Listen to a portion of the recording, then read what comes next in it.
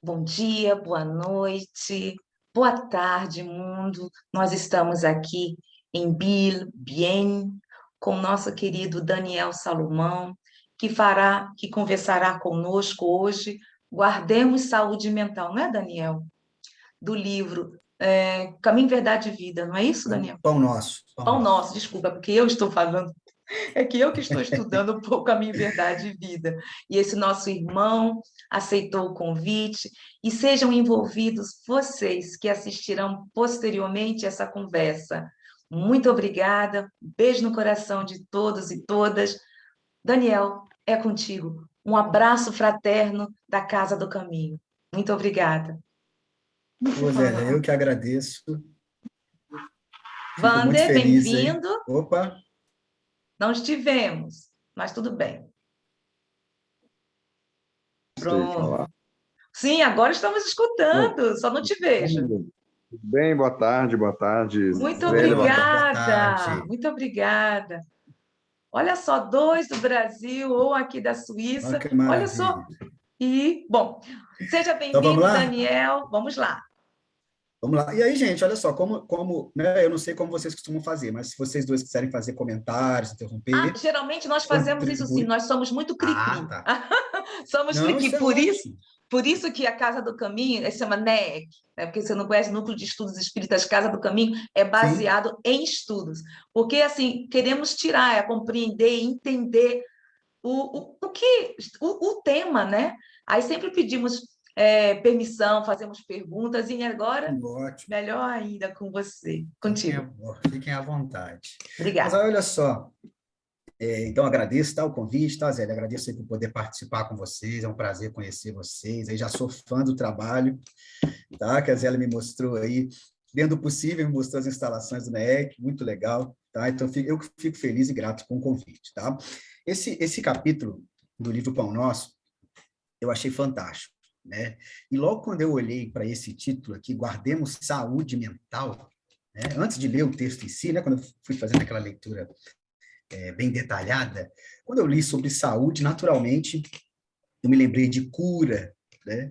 Eu me lembrei também, de certa forma, do sofrimento, da doença, e, ao mesmo tempo, como que a doutrina espírita, como que a mensagem cristã nos oferece esse caminho, nos traz uma proposta para olhar para a vida de uma forma diferente, né? E quando eu vi, então, o versículo que Paulo traz aqui, né, que o Emmanuel escolheu para comentar, né, esse versículo da carta aos Colossenses, né, o capítulo 3, item 2, né, e o versículo é o seguinte, ó, pensai nas coisas que são de cima e não nas que são da terra, né? Então, quando eu li também essa frase, eu me lembrei da proposta de Jesus, que abre o Sermão da Montanha, lá em Mateus 5, os primeiros 10, 11 versículos, né? Agora Trecho foi. que ficou conhecido como das bem-aventuranças. E por que eu me Quase. lembrei deles? Porque justamente como Allan Kardec vai colocar para nós lá no capítulo 5 do Evangelho segundo o Espiritismo, né? A gente compreende bem as bem-aventuranças, compreende a mensagem que Jesus nos traz, a recomendação que ele nos traz nesse aspecto, se nós pensamos nas coisas que são de cima. Ou seja, se nós olhamos com os olhos do espírito imortal que somos, não com os olhos da carne, não com os olhos dessa vida aqui que a gente enxerga, né? Então, olhar para essas bem-aventuranças, eu vou lê-las aqui para a gente relembrar, né? Olhar para elas com os olhos do espírito imortal é compreender exatamente a proposta que Jesus traz para nós, né? E antes até da gente entrar no texto especificamente, né? Essas bem-aventuranças, como eu coloquei para vocês, está no capítulo 5, né? Do Evangelho de Mateus, abre o capítulo, abre o Sermão do Monte, né? E o texto diz assim para nós, ó, e Jesus, vendo a multidão, subiu ao monte, e assentando-se, aproximaram-se dele os seus discípulos. E abrindo a sua boca, os ensinava, dizendo, bem-aventurados os pobres de espírito, porque deles é o reino dos céus. Bem-aventurados os que choram, porque eles serão consolados. Bem-aventurados os mansos, porque eles herdarão a terra. Bem-aventurados os que têm fome e sede de justiça, porque eles serão fartos. Bem-aventurados os misericordiosos, porque eles alcançarão a misericórdia. Bem-aventurados os limpos de coração, porque eles verão a Deus. Bem-aventurados os pacificadores, porque eles serão chamados filhos de Deus. Bem-aventurados os que sofrem perseguição por causa da injustiça, por causa da justiça, porque deles é o reino dos céus. E bem-aventurados sois vós, quando vos injuriarem, perseguirem e mentindo, disserem todo o mal contra vós, por minha causa. E olha que coisa interessante, como é que a gente olha para um texto como esse, que vai dizer que são bem-aventurados os que têm fome, os que são perseguidos, os que passam por dificuldades, os que são aflitos, como é o título que Kardec dá ao capítulo 5, do Evangelho segundo o Espiritismo. Olhar para isso com os olhos do Espírito é compreender o que Jesus exatamente está trazendo para nós. E a gente, de certa forma, como Paulo, como Emmanuel, vai trazer nesse comentário que ele faz para nós, de certa forma a gente vai falar exatamente disso. Eles vão propor exatamente isso. E olha que coisa interessante, é sempre importante, a Zélia até falou, do estudo do miudinho, e é uma prática desse estudo, do EMERGE. Sempre que a gente vai pegar um versículo, um texto bíblico, uma passagem, é sempre importante a gente observar o contexto, o que vem antes, o que vem depois, o que está acontecendo, em torno daquele versículo, daquela mensagem, E claro, nós estamos falando aqui de Colossenses, da Epístola aos Colossenses, estamos falando de uma carta, de um texto, como outros dos textos paulinos, que estão no Novo Testamento, um texto belíssimo, com grandes recomendações, E essa recomendação, esse versículo 2 do capítulo 3, quando a gente lê o versículo imediatamente anterior e o imediatamente posterior, a gente ainda tem mais clareza do que Paulo está querendo, o que Paulo está se referindo aqui, E olha que interessante o que Paulo vai dizer para nós, Ele vai dizer o seguinte, portanto, se já ressuscitastes com Cristo, buscai as coisas que são de cima, onde o Cristo está assentado à destra de Deus. E agora vem o versículo, que é o nosso foco principal. Pensai nas coisas que são de cima, e não nas que são da terra. Porque já estáis mortos, e a vossa vida está escondida com Cristo em Deus. Olha que coisa fantástica, coisa profunda, Quando ele vai dizer que já ressuscitastes, ao mesmo tempo, quando ele vai dizer porque já estáis mortos, a gente naturalmente percebe o simbolismo aqui. Ele está falando da ressurreição aqui, no sentido de transformação. Ressuscitar com Cristo. Ele está falando para pessoas encarnadas aqui. Mas vai dizer a elas que elas já ressuscitaram com Cristo. Porque elas já estão mortas. Estão mortas para quê, gente? Estão mortas para as preocupações do mundo. Estão mortas para as sensações, porque já vivem, já se entregam a Deus, as leis de Deus, conforme Jesus ensinou. Então, a mensagem ainda fica mais bonita. E o que é interessante? Quando a gente vê essa recomendação, como eu estava comentando com vocês, esse título aqui deixa eu achar aqui novamente o arquivo, esse título aqui que Emmanuel viu, é o capítulo, enquanto nos recomenda se guardar a saúde, de que ele está falando? De que esse texto está falando? Vamos ver agora. Eu vou ler o texto todo e depois eu vou voltar fazendo algumas considerações, tá? Mas é importante a gente começar pela leitura integral. Então, para quem está acompanhando aí, quem chegou depois, é o capítulo 177 do livro Pão Nosso, tá? Do Espírito Emmanuel, pelo Chico Xavier, tá? O que o Emmanuel vai dizer para nós sobre esse versículo de Paulo? Vai dizer que o cristianismo primitivo não desconhecia a necessidade da mente sã e iluminada de aspirações superiores, na vida daqueles que abraçam o Evangelho, a renovação substancial. Ou seja, essa mensagem que nós estudamos hoje já está nos Evangelhos, claramente. E ele continua, o trabalho de notáveis pensadores de hoje encontra raízes mais longe. Sabem agora, os que lidam com os fenômenos mediúnicos, que a morte da carne não impõe as delícias celestiais. O homem encontra-se além do túmulo, com as virtudes e defeitos, ideais e vícios a que se consagrava no corpo.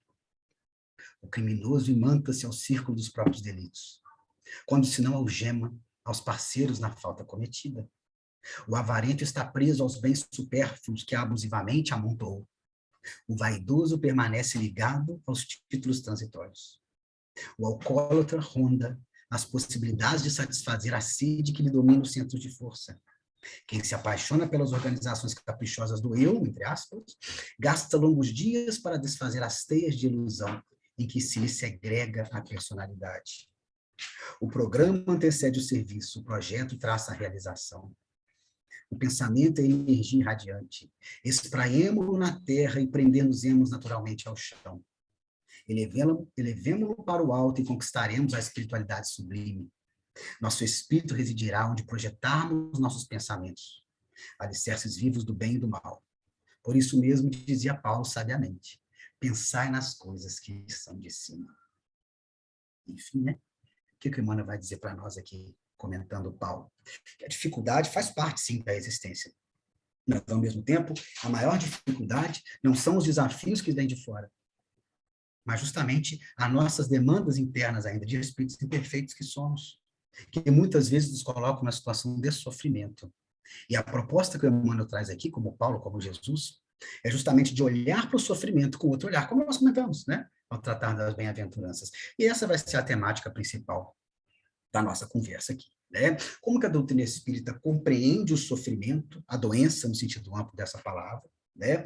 Como que a doutrina espírita compreende o porquê disso, por que temos essas dificuldades, e a forma, né, como a doutrina espírita nos recomenda, alinhada naturalmente a esse olhar para cima, para as coisas que são de cima, né, a forma que nós temos de lidar com a dificuldade, de alcançar essa saúde, né, de que Emmanuel fala para nós aqui, essa saúde mental, né, que ele propõe a nós. Então, esse é o nosso foco aqui, esse é o nosso objetivo de discussão. Tá? Agora, olha que interessante, se a gente quer estudar o sofrimento, segundo a visão espírita, naturalmente a gente vai encontrar várias referências importantes, né? Uma delas já citei aqui, vou citar novamente. Mas não há nenhuma pergunta no Livro dos Espíritos diretamente sobre isso, né? O que é o sofrimento, né? Não há uma pergunta diretamente sobre isso. Mas há uma pergunta sobre o contrário disso. Eu vou dizer para vocês. É a questão 922, né? Uma questão da qual eu gosto muito. E essa pergunta é o seguinte, não é no sentido do que a gente tem que fazer para... na verdade, qual seria a definição do sofrimento, né? Mas qual é a definição de felicidade? Como entendemos a felicidade do ponto de vista espírita, né? Porque se a gente compreende o que é felicidade, o que é necessário para ela, compreendemos ao mesmo tempo que o que falta é o que nos encaminha a uma situação de infelicidade. Nós queremos essa cura, essa saúde mental, né? E a questão 922, ela diz o seguinte, né? Allan Kardec, eu vou até dizer com as minhas palavras aqui, ele vai dizer o seguinte para os espíritos, ele faz uma afirmativa antes, ele vai dizer que a felicidade na Terra, né, é relativa do ponto de vista de cada um, né? Para uns, a felicidade é uma coisa, para outros pode ser outra, né? Ou seja, para alguns, determinado estilo musical é maravilhoso, né? Traz felicidade. Para outros, aquilo é terrível, gosta de um outro estilo musical, como também um prato de comida, né? Ou qualquer outra coisa que a gente pode configurar como gosto, né? Cada um tem o seu, naturalmente. Mas aí vem a pergunta de Kardec. Tudo bem que cada um tem o seu ponto de vista, mas olha a pergunta, haverá, contudo, alguma soma de felicidade comum a todos os homens? Ou seja, há uma interseção em todos nós, né? Há alguns aspectos que são comuns, né? Para que a gente se considere feliz ou infeliz, né? E os espíritos vão dizer o seguinte para nós, 3 coisinhas, né, importantes. Eles vão dizer o seguinte, com relação à vida material, é a posse do necessário. Mas com relação à vida moral, né, é a consciência tranquila e a fé no futuro. Esses 3 aspectos, né? E vamos fazer uma análise, né, de cada um deles, né, nessa nossa busca de compreender mecanismos de saúde, né? Queremos esses 3 tópicos aqui, nós encarnados, né, principalmente. Olha que interessante, uma coisa na qual a gente nem vai se deter muito, né, mas que os espíritos colocam como importante, é justamente essa posse do necessário, do ponto de vista da vida física, né, do necessário à vida material, à sobrevivência. É importante a gente destacar isso, porque muitas vezes a gente observa algumas posições, né, dentro do próprio movimento espírita, que tendem, às vezes, a colocar o apoio material como uma, como é que eu vou dizer, uma condição muito secundária, uma condição como se não fosse o mais importante, né? Mas você vê, a gente pode ver que os espíritos acham claro a importância disso, e vários outros capítulos, né, do Evangelho segundo o Espiritismo, por exemplo, né, que a nossa preocupação com a mitigação da desigualdade social que há no nosso planeta, né, em auxiliar aquele que tem menos, aquele que muitas vezes não tem esse necessário, né, é um dever também de caridade. Tá? Então, isso é importante que fique claro. Mas, para os nossos objetivos aqui hoje, vão ser mais importantes os outros 2 tópicos, né? Que são relativos à vida moral. Olha que coisa interessante, essa expressão que ele usa aqui. Né? E quais seriam? Né? Com relação à vida moral, dizem os Espíritos, né? Para a gente ser feliz, né? É necessária a consciência tranquila e a fé no futuro. Vamos começar por essa última aí, né? Essa fé no futuro, que de certa forma tem tudo a ver com o versículo de Paulo, com a proposta de Emmanuel, né? Fé no futuro é justamente o quê? Acreditar nessas coisas que vêm de cima, que estão em cima, né? Acreditar que há uma realidade maior do que essa aqui na qual vivemos, né? Que sim, é realidade, mas é uma parte apenas, né? Há uma realidade maior, que é a realidade espiritual, né? E por que ter essa fé no futuro é importante? Em primeiro lugar, para a gente lidar com as coisas da Terra, né? Há um texto que eu acho interessantíssimo no Evangelho segundo o Espiritismo, lá no capítulo 2, né? O meu reino não é deste mundo. Frase de Jesus que também já diz muito para nós, né? No nosso assunto aqui. Que está no item 5, que se chama o ponto de vista. E ali trata muito bem da nossa preocupação, muitas vezes, com a questão material, e como que, se a gente olha para essa questão material com outro ponto de vista, daí o título, né?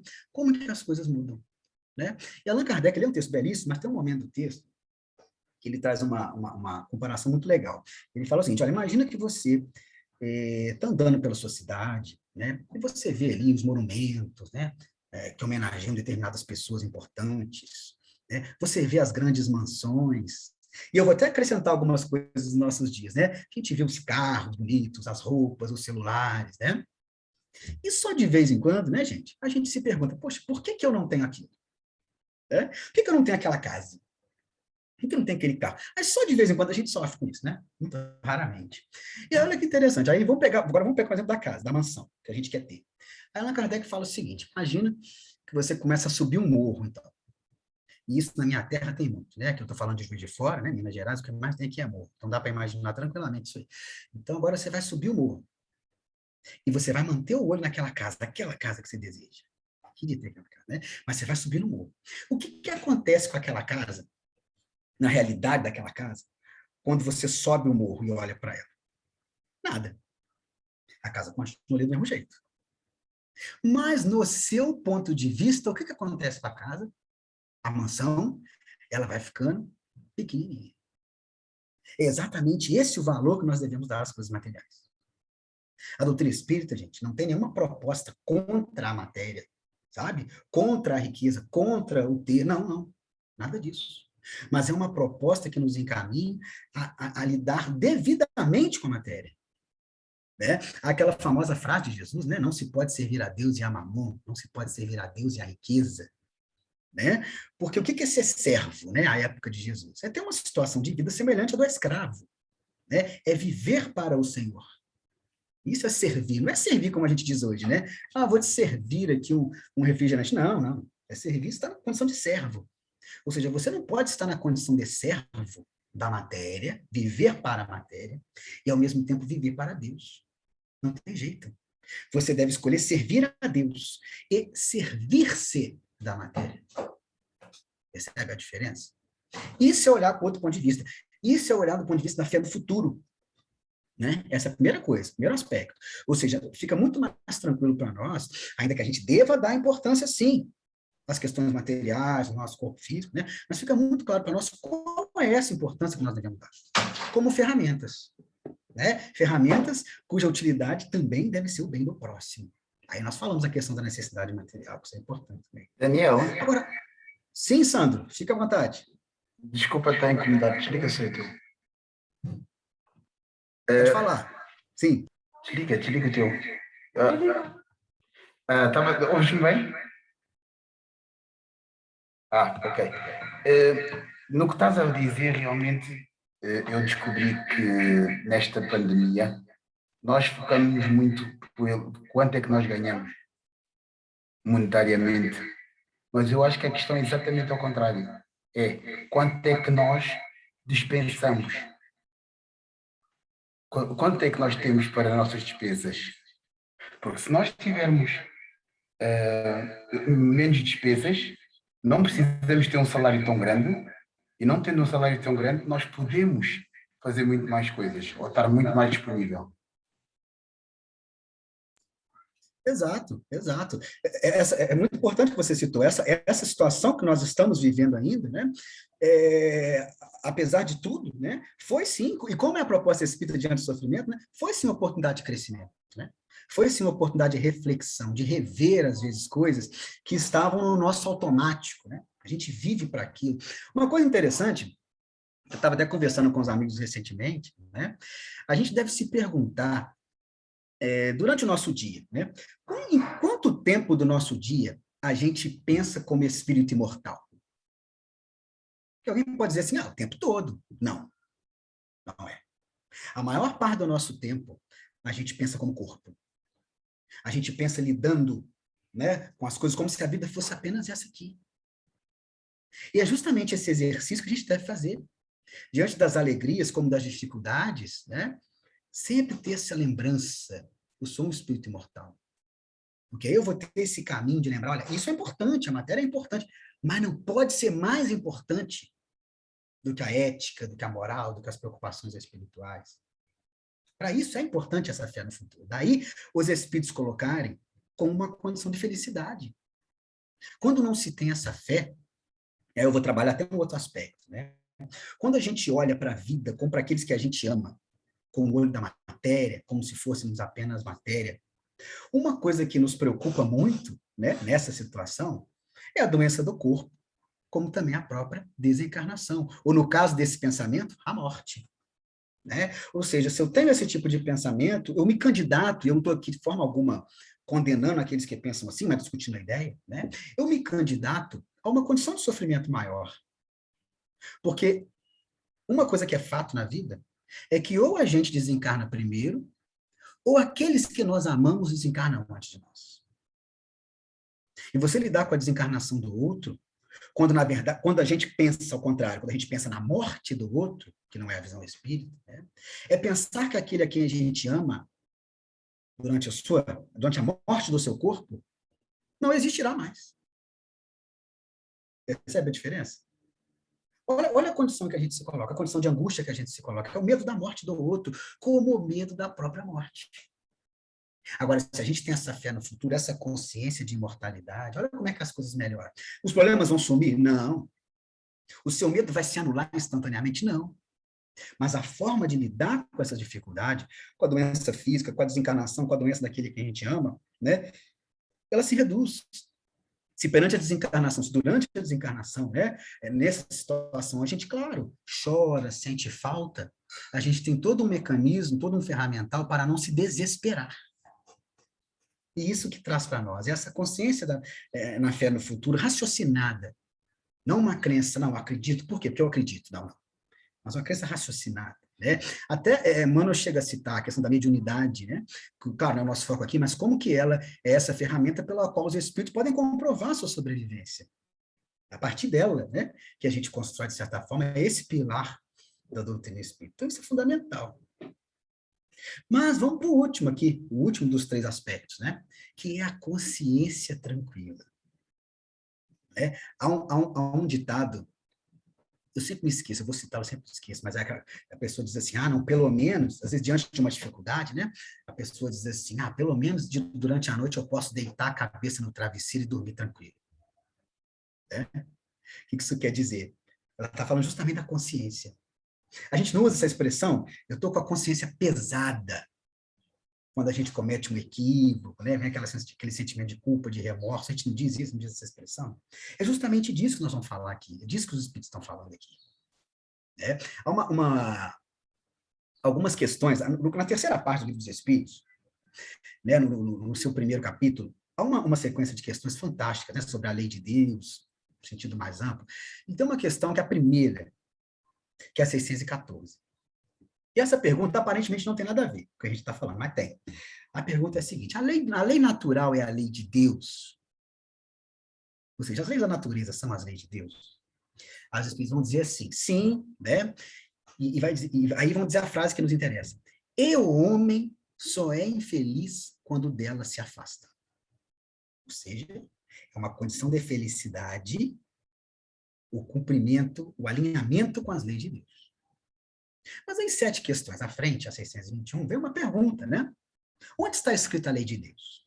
Porque é uma pergunta natural no raciocínio de Kardec, né? Porque se os espíritos estão falando que a lei de Deus é o segredo para você ser feliz, eu quero saber onde é que está escrito esse negócio. Onde que está? Está na Bíblia? Está no texto sagrado de outra religião? Está enterrado em algum lugar? Nós vamos descobrir ainda. Onde é que está esse negócio? E os espíritos vão dizer que estão aonde? Na nossa consciência. Olha como é que as coisas vão se encaixando agora. Estão na nossa consciência. Ou seja, esse alinhamento que nós devemos buscar para encontrar a felicidade, para encontrar a saúde mental, como Emmanuel vai nos dizer na mensagem, que é o nosso foco aqui, né? Esse caminho está aqui dentro. Agora, a gente se esquece, e as questões seguintes vão tratar disso, né? A gente se esquece dessas leis de Deus porque a gente prefere priorizar o que é material. Com outras palavras, com minhas palavras, né? A gente prefere se voltar ao que é material. As preocupações, as paixões, as sensações, né? E a gente acaba deixando de lado aquilo que já nos chama, já sinaliza para nós, né? E quando a dificuldade vem, ela é um alerta, né? Justamente para te mostrar, olha, você está se desviando. Você está indo mais para cá, volta para cá um pouco. Aí a gente passa direto da linha, né? Aí volta de novo. E assim a gente vai crescendo, até não precisar mais fazer esse vai e vem, né? Até andar em linha reta. Ou seja, gente, quando a gente age contra as leis de Deus, tem comportamentos que não são éticos, que são fora da questão moral, que prejudicam, às vezes, o próximo, o que acontece com a nossa consciência? Ela pesa. Aí não dá para deitar no travesseiro de noite, percebe? Então, olha que interessante, como é que é uma condição de felicidade a gente ter esse alinhamento com as leis divinas. Olha que coisa interessante. Né? Então, a gente pode se perguntar assim, né? Aquele que não é espírita, não é cristão, poxa, mas por que seguir isso? Por que perdoar? Ou se esforçar para perdoar? Né? Por que tolerar? Por que conviver com aquele com quem eu não simpatizo muito? Por que isso? É andar, é caminhar alinhado à lei de Deus, é viver segundo a proposta de Jesus do amor ao próximo como a si mesmo. E a própria prática vai te mostrar que isso é verdade. Não precisa de nenhum raciocínio muito denso, não. Faça, confie, faça o bem. Coisa simples, você vai se sentir bem depois. Sabe? É do dia a dia, é na prática. Faça e você vai ver. É muito interessante isso, né? Porque é algo que, claro que doutrina espírita, tudo a gente deve pensar, deve raciocinar, mas como eu disse, né? É algo que quando a gente faz, a gente comprova, a gente vê, olha, esse negócio que Jesus falou tem sentido. Né? Aí a gente lida diferente com o sofrimento. Isso é muito importante. Né? Ou seja, vamos fazer um resumo até do que a gente chegou aqui, até agora, né? Então, focando na questão da vida moral, né? É importante para que a gente seja feliz, para que a gente tenha essa saúde mental, né? Duas coisinhas, né? São importantes. Essa fé no futuro, essa consciência de que somos espíritos imortais, tá? Essa é a primeira coisa. E a segunda coisa, esse caminhar alinhado às leis de Deus, como Jesus nos apresentou. Se você age dessa forma, você está se encaminhando a uma situação de mais paz, de mais felicidade, mais saúde. Ou seja, quando eu fujo dessas duas, quando eu não cultivo essas duas, me candidato, me arrisco, né, a uma condição de infelicidade, a uma condição de sofrimento. Tá? Mas agora vem a nossa segunda pergunta. Primeiro, né, nós tentamos responder aqui, o que é o sofrimento do ponto de vista espírita? Né? O que pode nos fazer sofrer do ponto de vista espírita? Já vimos aqui.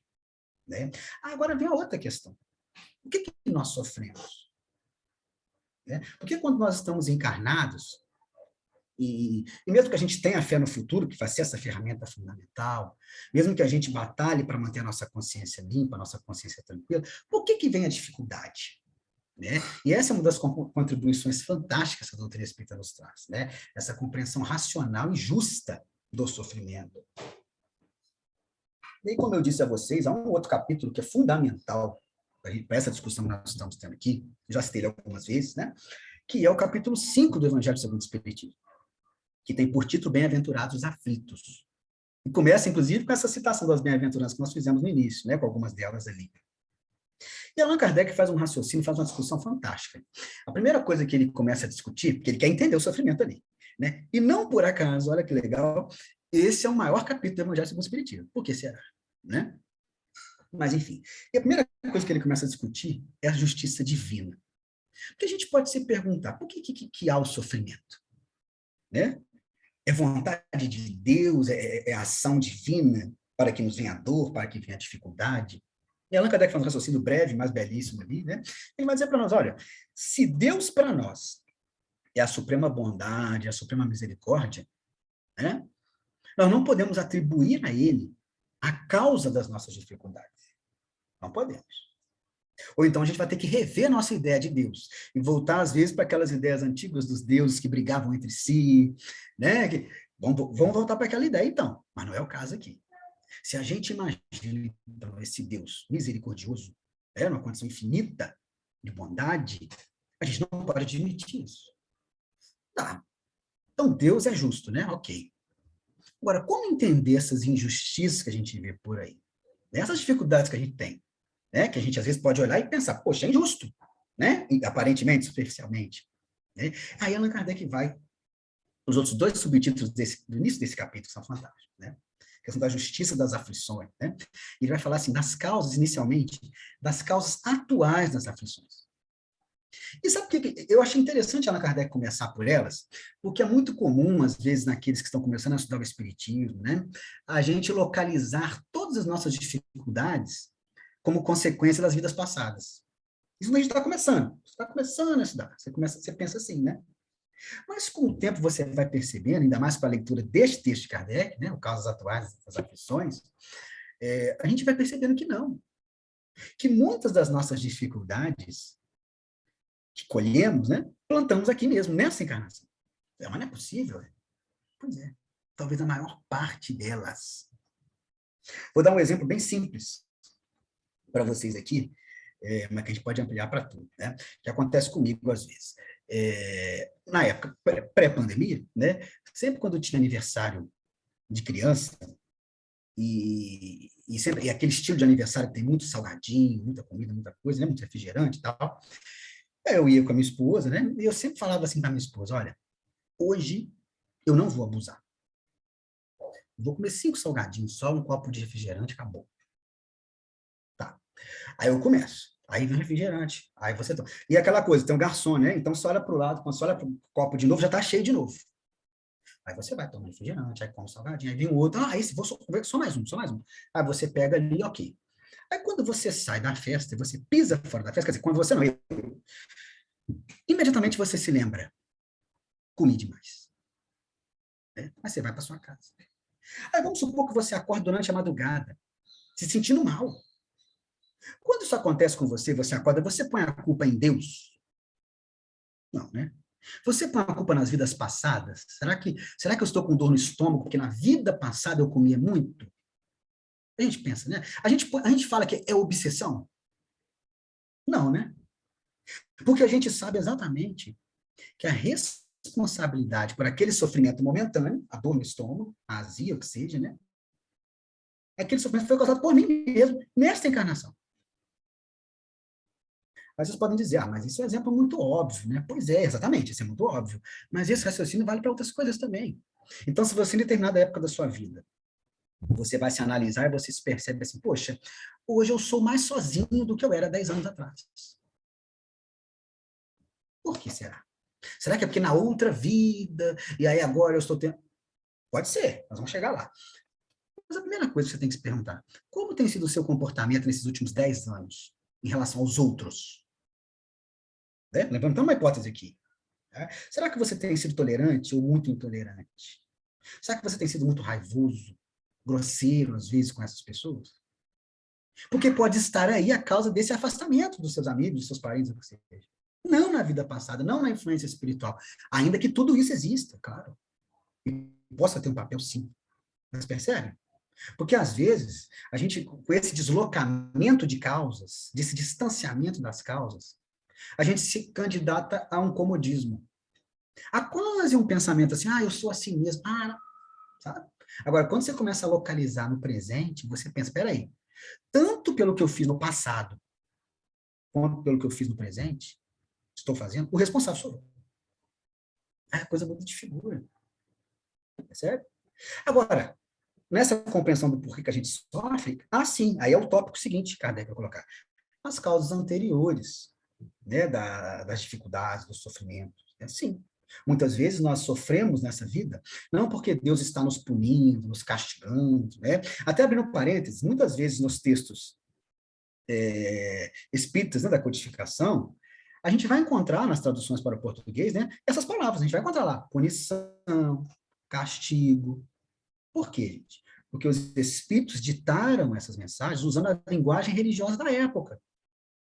Então era necessário usar esse tipo de palavra, né? Agora, a visão espírita dessas palavras mostra um significado diferente, a gente volta ao que a gente está falando, né? Esse sofrimento que muitas vezes a gente colhe, tendo plantado na vida anterior, né? Olha que interessante, esse sofrimento que a gente colhe, não necessariamente, como é que eu posso explicar melhor? Não necessariamente a gente pode entendê-lo como essa punição, como esse castigo, mas sempre como um desafio pedagógico, como oportunidade de aprendizado. Né? Então, se determinada vida no passado eu tinha muita dificuldade com determinado aspecto da minha vida, eu posso, num ato de planejamento encarnatório, né, escolher para a próxima vida uma condição que me faça pensar naquela dificuldade, que me faça experienciar aquela dificuldade de uma outra forma, para que eu cresça.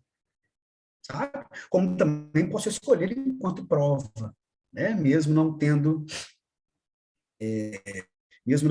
cometido algo relativo àquele sofrimento, né, eu vou entender como uma prova. E aí eu vou vir à Terra e vou, né, lidar com aquilo para aprender. Né? E essa pergunta naturalmente nos vem, né, de onde que vem o sofrimento, além das causas atuais, essa pergunta nos vem quando a gente observa, por exemplo, crianças que nascem com problemas graves. Né? Não tem como a gente dizer assim, mas é porque nessa vida ela fez, né? Não tem como a gente dizer. Então, é uma questão de justiça também, né? Aí a gente poderia até trazer a questão da reencarnação, que já estamos falando dela, né? Mas no nosso foco, né? Especificamente. Há uma história que eu acho muito legal, que ela é contada por Kardec, ela é recolhida por Kardec, na verdade, né? Na obra O Céu e o Inferno, na sua segunda parte, no capítulo 8, que é o último, que vai falar das expiações terrestres. Ele tem um caso, eu vou contar resumidamente aqui, que eu gosto muito, que é o caso Max, o Mendigo. Tá? Depois leiam ele inteiro, que é legal, quem não se lembra. Né? Pelo índice, vocês vão encontrar lá. É um dos últimos casos do livro todo. Marcos Mendigo. E a história do Marcos é a seguinte. Ele vai contar para nós, até antes, deixa eu colocar, né, um preâmbulo aí. Né? Max, como diz o nome, ele era um mendigo. Né? E ele era um mendigo muito querido na cidade onde vivia. Mesmo morando na rua, ele tinha um problema nas pernas, né? Então ele andava se arrastando.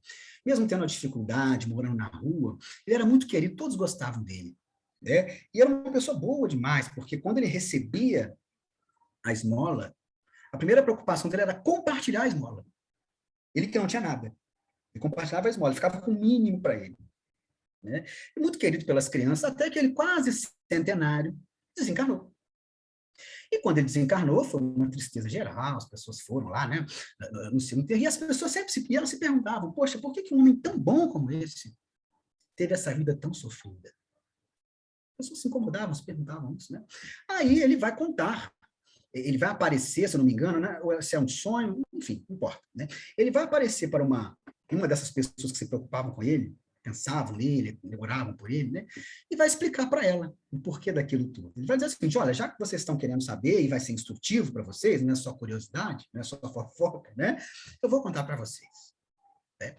E ele vai dizer o seguinte, olha, na minha vida anterior a essa de Max, mendigo, né? Antes, eu vivi nessa mesma região. Eu era um dos donos dos príncipes do palácio em torno do qual eu mendiguei como Max. Eu era um dos príncipes, era rico. Né? Mas sempre usei o meu dinheiro para os abusos, para os excessos. Sempre usei o meu poder para oprimir subordinados, explorar as pessoas. E tinha amigos? Sim, tinha. Mas que estavam do meu lado apenas por interesse, porque queriam abusar também. Então, tive uma vida muito cruel. E desencarnei, de certa forma, relativamente jovem. No plano espiritual, me encontrei numa situação de dificuldade, né? Via sempre os rostos daquelas pessoas a quem eu havia prejudicado. Sofri durante um bom tempo, via apenas esses rostos. Né? Até que um dia, não aguentando mais, eu orei a Deus. Né? Arrependido, pedindo ajuda, não aguentava mais aquilo ali. E aí eu escutei uma voz. Nunca havia escutado nenhuma nesse período em que eu estive no plano espiritual, né? Em sofrimento. Mas escutei uma voz que veio dizer para mim, né? que aquele sofrimento continuaria até quando eu quisesse. Eu podia, sim, acabar com ele. Eu disse, então me fala o que é que eu vou fazer. Estava um sofrimento muito grande, né? E essa voz, claro, a gente sabe que é, né? Um espírito amigo, que ele ainda não via, né? Essa voz vai dizer, olha, você vai procurar essas pessoas todas aí que aparecem para você, esses rostos, e você vai pedir perdão a todas elas. E imediatamente, eu estou chamando ele de Max, mas nessa vida não era Max, né? Mas imediatamente o Max começou a fazer isso, né? Começou a fazer isso. Então, encontrava aqueles rostos, né? Aqueles espíritos e pedia perdão a eles, né? Até que ele teve a oportunidade de pedir uma nova vida, uma oportunidade de aprender com os próprios erros dele, né? E isso foi concedido a ele. Aí ele vem como Max. Agora, como que é essa vida dele? Né? Ele, quanto criança ainda, jovenzinho, ele fica órfão dos pais e é obrigado a trabalhar. Mas quando ele tem uns 30, 40 anos, ele começa a ter esse problema da perna. Para de andar. E não havia nenhum tipo de previdência social, nada disso, né? Então ele é obrigado a mendigar. Então ele fica mendigando mais de 50 anos, se arrastando pelo chão. E aí ele vai dizer à moça, em nenhum momento eu reclamei. Claro que ele não se lembrava dessa encarnação, mas ele tinha aquela sensação, tinha aquele sentimento, né, essencial de que aquela oportunidade era uma oportunidade de crescimento. Olha que coisa fantástica. E aí agora, né, vai desencarnar como Max, tendo esse aprendizado. E o que isso nos mostra, gente? Justamente isso ilustra, né, aquilo que a gente tinha colocado. Então, muitas vezes, no caso dele, foi, de certa forma, uma escolha. Né? Muitas vezes, a gente, no plano espiritual, analisa as nossas dificuldades, os nossos erros passados, e a gente escolhe passar pela dificuldade. Uma vez até uma pessoa disse para mim assim, a dificuldade é uma coisa, o sofrimento é outra. Claro que é uma questão de palavras, mas o que ela quis dizer? A dificuldade vem. Agora, se eu vou sofrer com ela, é outra coisa. E aí a gente vai para a última pergunta aqui. Né? Como que a gente faz para lidar com o sofrimento? A gente já sabe o que é, do ponto de vista espírita, a gente já sabe por que ele vem, o que essa dificuldade vem. Né? Agora, como que a gente faz para lidar? E a primeira forma, emendando o que a gente estava falando antes, é justamente encarar o sofrimento dessa forma pedagógica. Há um item também, nesse capítulo 5, né, que é o item 18, e é uma psicografia, né, lá nas instruções dos espíritos, e se chama o bem e o mal sofrer. E ali o espírito vai explicar para nós, olha, o que é muito claro, né? Diante da dificuldade, a gente tem dois caminhos a tomar. Lidar com ela, né, ou se revoltar. A gente tem essa liberdade. Né? E o que ele vai mostrar para nós? O lidar com o sofrimento, enfrentá-lo, é o sofrer bem. Né? Em que sentido isso? Porque é outra coisa também que as pessoas às vezes se confundem, né? Às vezes as pessoas entendem que, não espíritas, né? Que o espírito ele busca o sofrimento, que ele gosta do sofrimento, que o sofrimento que é bom. Na verdade, não é nada disso. O sofrimento é uma realidade no nosso período, né, atual de evolução. É uma realidade. A doutrina espírita nos oferece, como Jesus, como várias propostas religiosas, nos oferece aqui mecanismos para lidar com ele. Posso xingar, posso me revoltar? Posso. Mas os espíritos nos alertam, olha, isso não vai te conduzir à solução. Agora, essa proposta de lidar com o sofrimento, aí que está. Né? É uma proposta de resignação, mas de resignação ativa. O que isso quer dizer? Surge um problema de saúde na minha vida. O que eu vou fazer? Vou fazer nada, né? Porque aquilo é importante para o meu crescimento. Não, negativo. Eu vou procurar um médico. Vou procurar um tratamento espiritual. Vou procurar me alimentar melhor, ter hábitos aí mais saudáveis. Né? Porque muitas vezes a dificuldade está ali justamente para botar a gente para frente. Sabe? Para te botar para frente. Corre atrás, vamos resolver. Né? Cuidar do corpo e do espírito. Né? A gente vai ver essa frase lá no capítulo 17, né? Evangelho segundo o Espiritismo. A matéria é importante, já falamos disso. Então, você vai correr atrás da solução do teu problema. Agora, onde que entra a resignação? Enquanto você não resolve o seu problema, você cresce com ele. Pode ser que a gente desencarne nessa vida com aquele problema. Pode ser, não sei. Pode ser que não. Nós não sabemos. Sabe? E aí entra outro aspecto, uma outra coisa que o Espiritismo nos traz. Outra recomendação, a oração. E aí é um capítulo, né? A gente está buscando saúde mental, né? Vamos lembrar nosso objetivo principal aqui. Há um capítulo no Evangelho segundo o Espiritismo, que é o 27, Pedi e Obtereis, que vai tratar especificamente da oração, como também o último, né? O 28, que vem após ele. E ali é um item importante que se chama eficácia da prece. Item nesse capítulo 27, acho que é o item 5 também. E nesse trecho, Allan Kardec vai dizer uma coisa muito legal para nós. Ele vai dizer o seguinte, olha, é claro que muitas vezes a nossa dificuldade, como eu disse aqui, né? Ela não vai passar nessa existência. Né? Mas é claro também que há outras que nós podemos vencer. Agora, a gente não sabe quais são essas. Qual é qual? A gente não sabe. A gente não sabe se aquela doença física que veio até mim, se eu vou desencarnar com ela, talvez não. Talvez eu me cure. Né? Eu não sei. Ou seja, esse entendimento de que a gente não pode mudar as coisas não pode ser uma motivação para que a gente não ore. Que é o que Kardec vai dizer para nós. A oração, ela muitas vezes vai te auxiliar a vencer o problema, sim.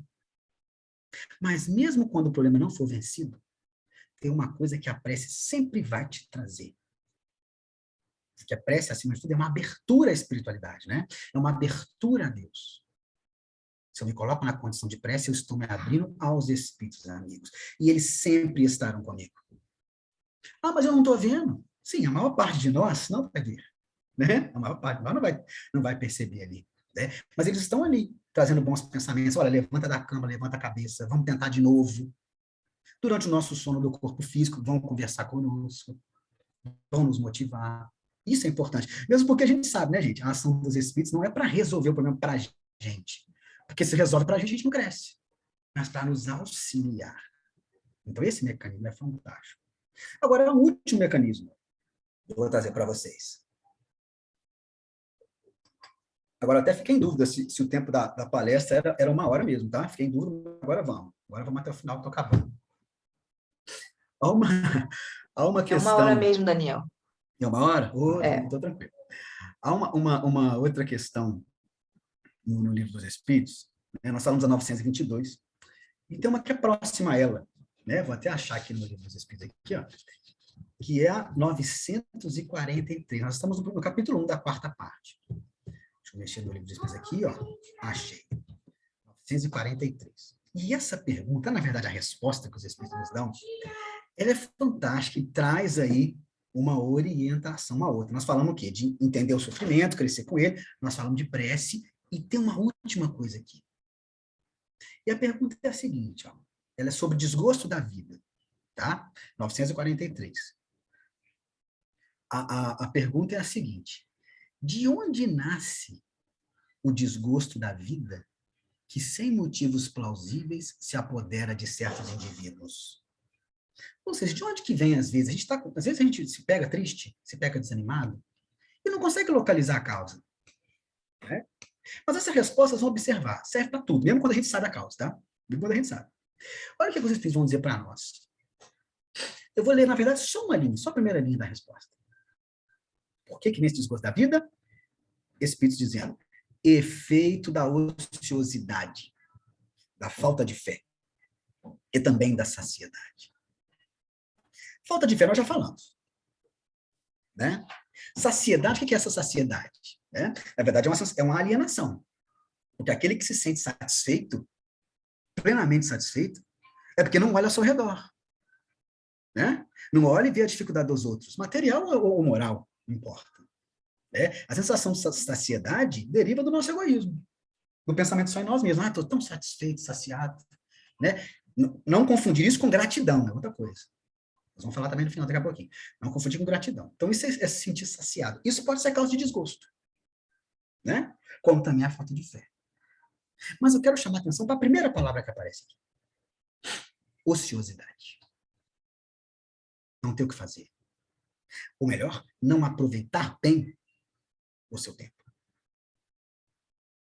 Hoje em dia a gente vê muito isso, né? Em terapias médicas, psicológicas, a questão da terapia ocupacional. Olha como é que isso é importante. Nós estamos falando aqui de uma ocupação ainda mais ampla. A ocupação com o próximo. A ocupação com o outro. Esse capítulo 5 mesmo, há texto que nos chama a atenção para isso. Muitas vezes olhar a dificuldade do outro te faz despertar para a realidade da sua dificuldade, que às vezes não é tão grande assim, como a gente pensa. Né? Dedicar-se ao outro, e aí eu tô falando aqui no sentido amplo, tá, gente? Dentro do seu lar, sabe? Na sua vizinhança, no seu trabalho, na sua cidade, no centro espírita, no trabalho voluntário qualquer, às vezes não vinculado à questão espírita, sabe? Isso é dedicar-se ao outro. Isso é um caminho, é um mecanismo também, eu vou dizer, não vou dizer que é infalível, mas quase infalível, porque tem que ter outras coisas junto, nós falamos aqui, né? Para que você olhe diferente para a sua própria dificuldade. Para que você encontre sentido na vida, dedicando a sua vida ao outro. Então, aí vem o convite. Cada um de nós tem que fazer isso, tem que analisar. Olhar para o seu dia e falar assim, peraí, será que, né, às vezes você não está bem, você está desgostoso da vida, peraí, será que eu poderia aproveitar mais aquele tempo em que eu tenho dedicado para outra coisa? Será que eu poderia dedicar aquele tempo a uma coisa útil para alguém? Será que eu estou com muito tempo ocioso? É uma reflexão íntima, tá? Ninguém vai apontar para o outro, você não está... Não. Cada um vai olhar para si mesmo, sabe? Identifica naquele momento que você percebe ali como ocioso, o que você pode ajudar alguém? O que você pode fazer por alguém? Né? Eu estava conversando quando às vezes eu converso com jovens também, né? E tá na moda a questão da maratona de seriados, né? O que é isso? Ainda mais com esses streamings aí, Netflix e outros, né? É a pessoa que às vezes ela senta, não é uma crítica não, tá? Ela senta no seu final de semana e vê 20 episódios de uma série. Ela fica ali 20 horas sentada vendo série. Ok, né? Mas eu conversando com o Jorge, eu falo assim, vamos fazer o seguinte, vamos supor, você está vendo 10 episódios, né? Próximo sábado, você não vai ver 10, mas vai ver 9. Já tá bom, né? 9.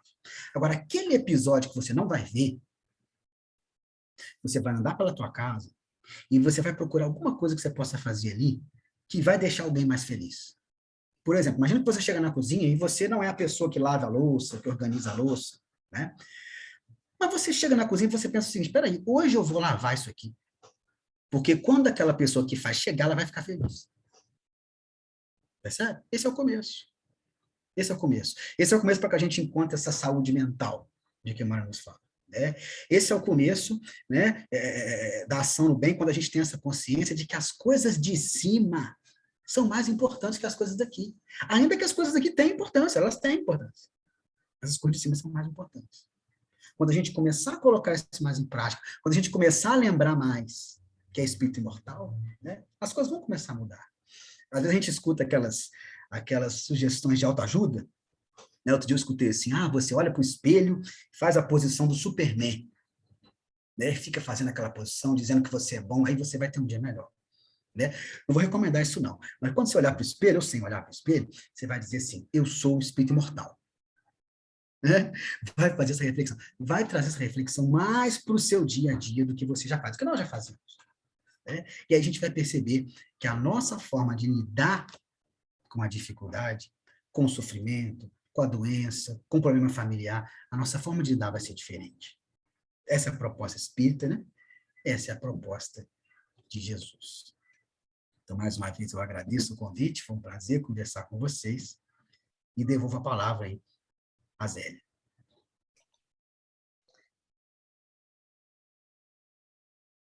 Nós agradecemos a todas e a todos que assistiram conosco. Agora finalizamos a nossa gravação para continuar com as atividades. Há alguém que tenha alguma pergunta antes de finalizarmos a gravação? Selma? Leda? Bem-vinda, não sei. Wander? Ninguém? Pergunta Sandra? não, Sim. pergunta não, mas tenho agradecimento não só pela exposição, como o esclarecimento de uma forma tão clara do Daniel. Muito bem. Wander? Obrigado, Sandra. Foi um prazer. Eu também. Está me escutando? Sim, agora. Tá, né? Não, eu também não tenho nenhuma pergunta, só tenho a agradecer. Gostei muito, viu, da exposição do Daniel, foi muito boa. Um prazer, gente, agradeço. E o Wander vai estar conosco no nosso mini seminário dia 11. Isso, já 11 de setembro. Dia 11. Então, ninguém. Vamos então finalizar, só pararmos a gravação e continuarmos, tá, gente? Muito obrigada. Um abraço a todos. Um abraço a todas e a todos. Obrigada por estarem conosco.